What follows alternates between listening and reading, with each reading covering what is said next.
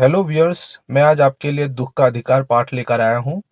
इस पाठ में गरीबों के दुख को बयां किया गया है कि किन हालातों की वजह से गरीब जो है अपना दुख भी अच्छे से जो है प्रकट नहीं कर पाते, उन्हें वो परिस्थिति नहीं मिल पाती कि वो दुख मना सके। इसीलिए लेखक ने दुख का अधिकार पाठ का नाम रखा है। तो आइए देखते हैं लेसन को। मनुष्य की पोशाकें उन्हें विभिन्न श्रेणियों में बांट देती है। प्रायः पोशाक ही समाज में मनुष्य का अधिकार और उसका दर्जा निश्चित करती है। वह हमारे लिए अनेक बंद दरवाजे खोल देती है। तो यहाँ पर लेखक क्या कह रहे हैं कि जो पोशाक यानी कि जो ड्रेस है, वो ड्रेस ही हमारे बीच जो है अंतर पैदा करती है, अलग अलग हमें श्रेणियों में बांट देती है। प्रायः पोशाक ही समाज में मनुष्य का अधिकार और उसका दर्जा निश्चित कराती है। तो मनुष्य को क्या अधिकार मिलेंगे और उसका क्या दर्जा होगा, क्या क्लास होगा, वो कपड़े से ही हम लोग जज करते हैं। एक इंसान अगर अच्छे कपड़े पहन के आता है तो उसको हम मान लेते हैं कि वो अमीर आदमी है, पढ़ा लिखा है, अच्छे घर से बिलोंग करता है। और अगर एक आदमी जो है फटे पुराने कपड़े पहन के आएगा तो उसको हम मान लेते हैं कि वह गरीब है, पढ़ा लिखा नहीं होगा, अच्छे परिवार से नहीं होगा। तो हमारा जो कपड़ा है वही हमारा स्टेटस जो है बयां करता है। वो हमारे लिए अनेक बंद दरवाजे खोल देती है। परंतु किसी भी परिस्थिति आ जाती है कि हम जरा नीचे झुककर समाज की निचली श्रेणी की अनुभूति को समझना चाहते हैं। तो क्या होता है कि कभी-कभी हम अच्छे ड्रेस पहने हुए हैं और हम किसी गरीब आदमी से कुछ पूछना चाहे, निचली श्रेणी निचली श्रेणी या कोई छोटी जाति का हो या गरीब आदमी हो, उससे हम उसके लिए हम सिंपैथी अगर दिखाना चाहे तो ये हमारे लिए मुश्किल हो जाता है।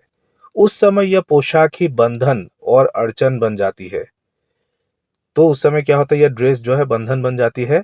जैसे वायु की लहरें कटी हुई पतंग को सहसा भूमि पर नहीं गिर जाने देता, उसी तरह खास परिस्थितियों में हमारी पोशाक हमें झुकने से रोके रहता है।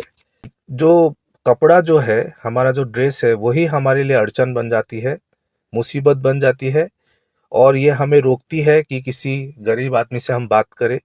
क्यों? क्योंकि अगर कोई दूसरा आदमी देखेगा तो क्या सोचेगा कि अच्छे कपड़े पहने हुआ ये अच्छा आदमी गरीब से क्यों बात कर रहा है या भिखारी से क्यों बात कर रहा है। तो ऐसे जो है आपका जो स्टेटस हो सकता है खराब हो जाए। इसीलिए आदमी डरता है। अच्छे कपड़े पहनने वाला, अच्छे समाज का, अच्छे सोसाइटी का आदमी जो है एक गरीब तबके के इंसान से बात करने से डरता है कि कहीं उसका स्टेटस न खराब ना हो जाए। अब यहाँ पर एग्जाम्पल क्या दिया है कि जैसे वायु की लहरें कटी हुई पतंग को सहसा भूमि पर नहीं गिर जाने देती। अब पतंग आपने उड़ाया होगा, पतंग जब उसकी जो डोर टूट जाती है तो वो नीचे डायरेक्टली नहीं आता, धीरे धीरे आता है और उसको क्या हवा जो है डायरेक्टली नीचे आने नहीं देती। उसी तरह खास परिस्थितियों में हमारी पोशाक हमें झुक सकने से रोके रहती है। उसी तरह हमारी जो पोशाक है हमें डायरेक्टली किसी भी गरीब इंसान से बात करने से रोकती है, क्योंकि फिर हमारा स्टेटस जो है वो खराब हो जाएगा, ऐसा हमें लगता है। तो देखिए यहाँ पर बाजार में फुटपाथ पर कुछ खरबूजे डलिया में और कुछ जमीन पर बिक्री के लिए रखे जान पड़ते थे। तो यहाँ पर आप देख सकते हैं कि एक बुढ़िया जो है खरबूजे वगैरह बेचने के लिए बैठी हुई है। खरबूजे के समीप एक अधेड़ उम्र की औरत बैठी रो रही थी। खरबूजे बिक्री के लिए थे, परंतु उन्हें खरीदने के लिए कोई कैसे आगे बढ़ता। खरबूजों को बेचने वाली तो कपड़े से मुंह छिपाए सिर को घुटनों पर रखे फफक फफक कर रो रही थी। तो आप देख सकते हैं कि जो बुढ़िया है वो रो रही थी, इसीलिए कोई भी खरीदना नहीं चाह रहा था। क्योंकि जो बेचने वाली अगर रो रही है तो कौन फिर उसके पास आएगा खरीदने के लिए। नेक्स्ट पेज देखिए। पड़ोस की दुकानों के तख्तों पर बैठे या बाजार में खड़े लोग घृणा से उसी स्त्री के संबंध में बात कर रहे थे। उसी स्त्री का रोना देखकर मन में एक व्यथा सी उठी। व्यथा यानी कि दुख। पर उसके रोने का कारण जानने का उपाय क्या था? फुटपाथ पर उसके समीप बैठे सकने में मेरी पोशाक ही व्यवधान बन खड़ी हो गई। व्यवधान यानी कि बाधा। तो जो लेखक था एक्चुअली वो वहां से गुजर रहा था, उसने देखा कि एक बूढ़ी औरत रो रही है। उसको उसको जानने का मन हुआ कि क्या कारण है, आखिर क्यों वो औरत रो रही है। लेकिन आसपास के जो दुकानदार थे, आसपास के जो लोग थे, वो उसी औरत की ओर घृणा की नज़रों से देख रहे थे और उसी की बात कर रहे थे। और लेखक को डायरेक्ट जाकर उस बुढ़िया से पूछने का भी मन नहीं हुआ, क्योंकि उन्होंने अच्छे कपड़े पहने हुए थे।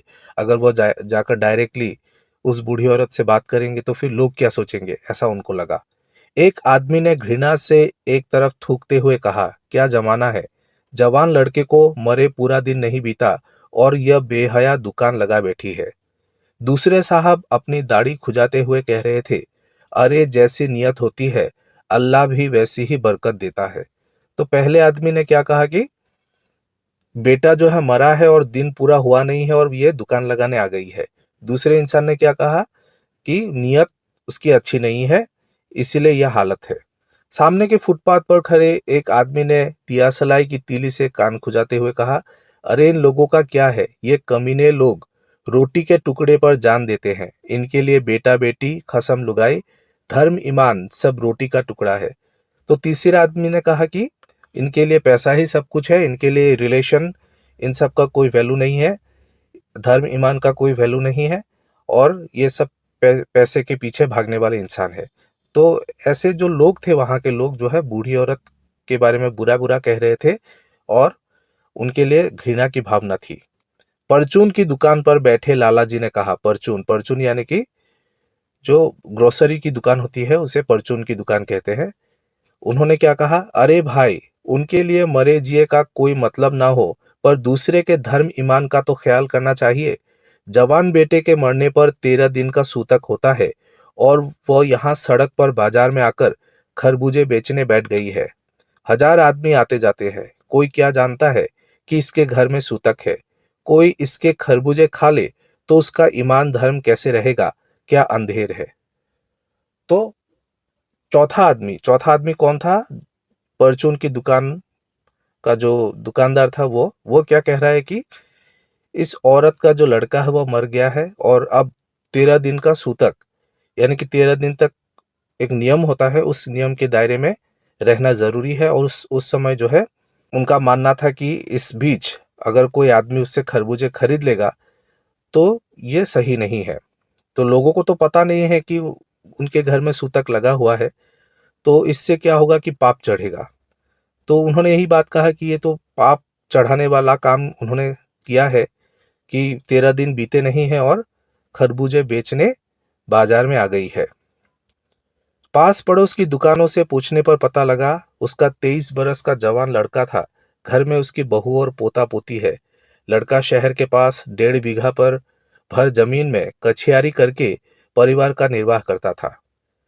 खरबूजों की डलिया बाजार में पहुंचाकर कभी लड़का स्वयं सौदे के पास बैठ जाता, कभी माँ बैठ जाती। तो पास पड़ोस की दुकान से क्या पता चला कि जो उसका लड़का था वो 23 साल का था और बहू भी थी और पोता पोती भी थे। और वो क्या करता था, 1.5 बीघा जमीन पर तरकारी लगाता था, खरबूजे वगैरह लगाता था और यही सब लाकर वो जो है बाजार में बेचता था। तो कभी वो बैठता था और कभी उसकी माँ बैठती थी। लड़का परसों सुबह मुंह अंधेरे बेलों में से पके खरबूजे चुन रहा था। गीली मेड़ की तरावट में विश्राम करते हुए एक सांप पर लड़के का पैर पड़ गया। सांप ने लड़के को डस लिया।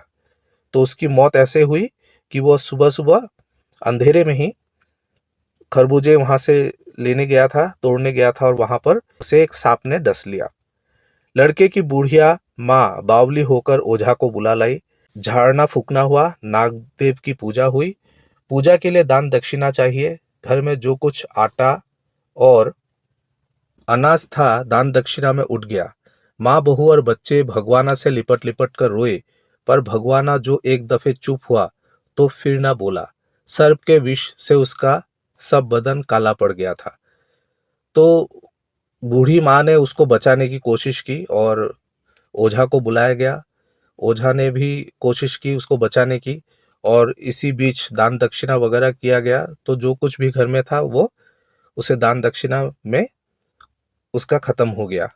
लेकिन फिर भी भगवाना, यानी कि भगवाना कौन था, उस बुढ़िया का लड़का, उसकी मौत हो गई। और इस तरीके से तीनों जो है माँ बहू और बच्चे जो है भगवाना से लिपट लिपट कर रोने लगे।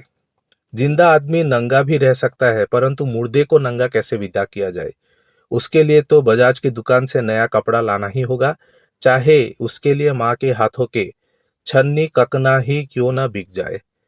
तो आपको पता है कि जब इंसान की मृत्यु हो जाती है तो काफ़ी नियम है जिनका पालन करना पड़ता है।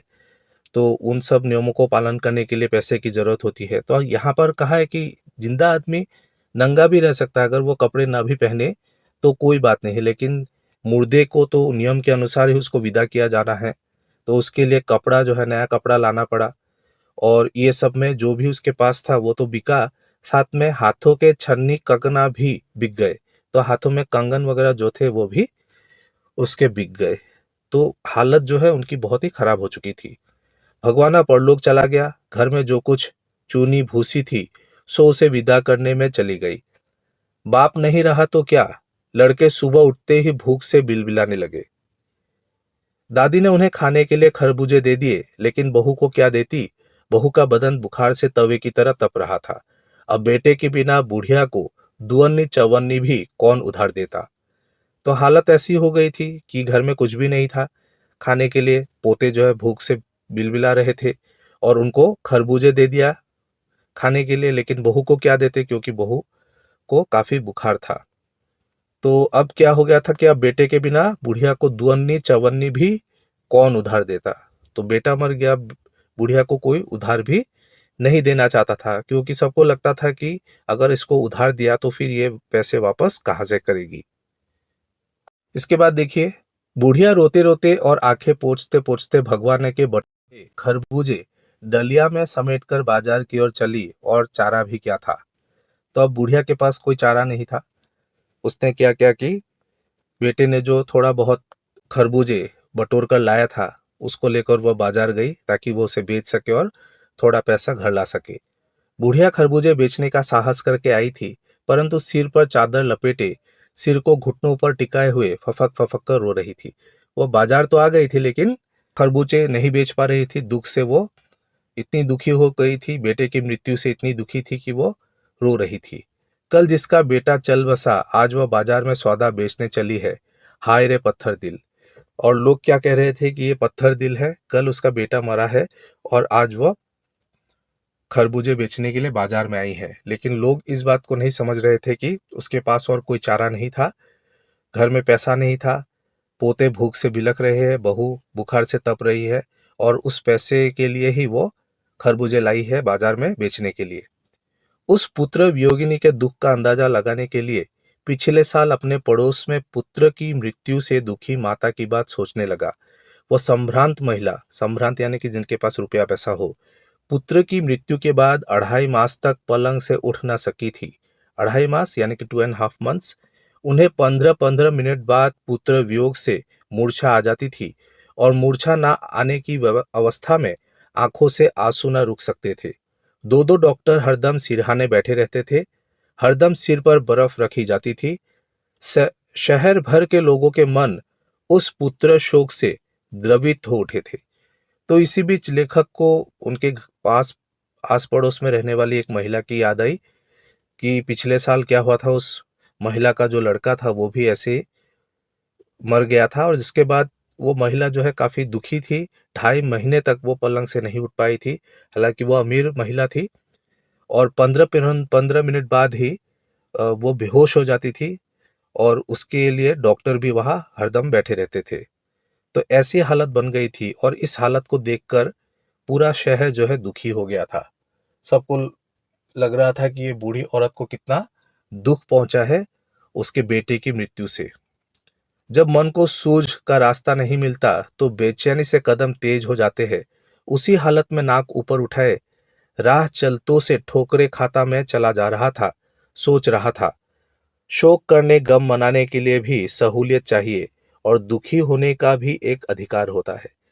तो इस तरह लेखक जो है कंपेयर करने लगा कि दोनों औरत, देखा जाए तो दोनों के बच्चे मर गए हैं, और किसी बेटे की मृत्यु का जो दुख होता है वो सबके लिए बराबर होता है, चाहे वो अमीर माँ का बेटा हो या गरीब माँ का बेटा हो, दोनों के लिए दुख बराबर है।